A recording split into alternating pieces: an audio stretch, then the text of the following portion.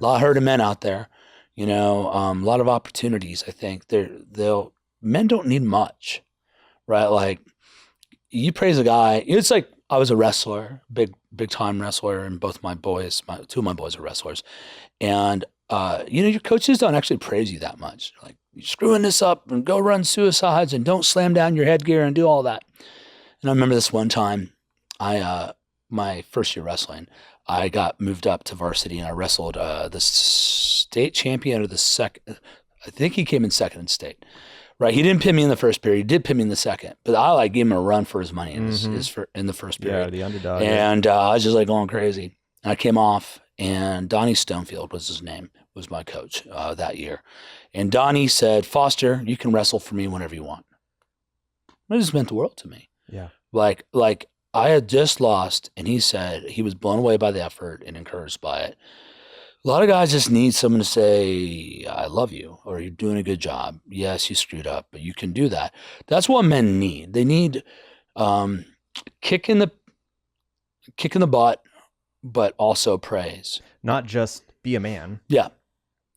But not like man up is not helpful to someone that doesn't know what it means to be a man.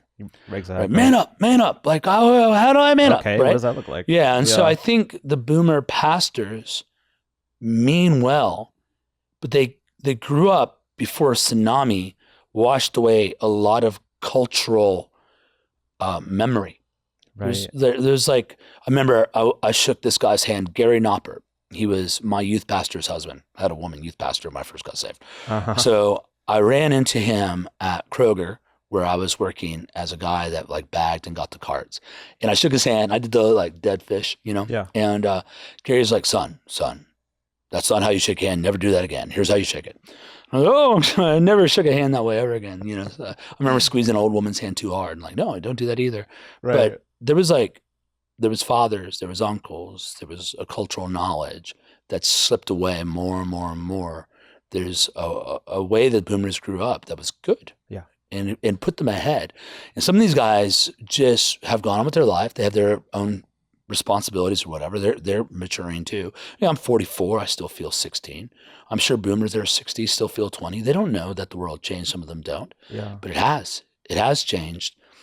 And some of these guys need really simple, practical advice, right? They just need like a few things. And if you're telling them to man up, that made sense in a world that knew what it meant to be a man.